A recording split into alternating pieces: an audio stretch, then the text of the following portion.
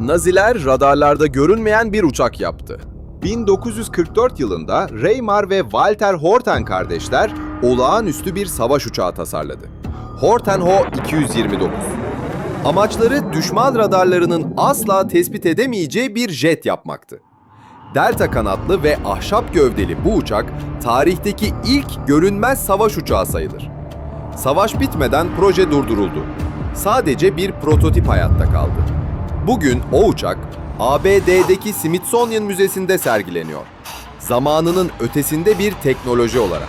Tarihi değiştirecek bir silah ama artık çok geçti. Tarih sırlarla dolu. Gerçeği öğrenmek istiyorsanız abone olun.